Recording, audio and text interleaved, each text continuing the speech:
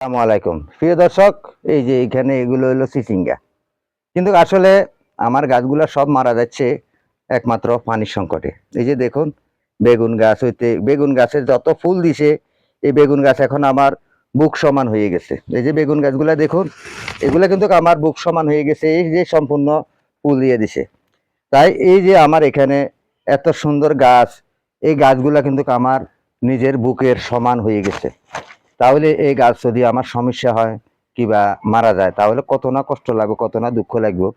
কারণ আমি এই গাছের পাশাপাশি আরো অন্য অন্য গাছ আরো অনেকটাই গাছ লাগাইছি।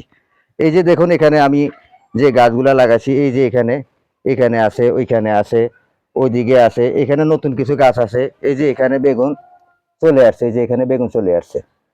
তাই আপনাদেরকে বলি, আপনারা চাষাবাদ করুন। যেখানে পানি আছে সেখানে আপনি চাষাবাদ করতে পারবেন, যেখানে পানি আছে সেখানে চাষাবাদ করতে পারবেন। আপনারা চাষাবাদ করুন।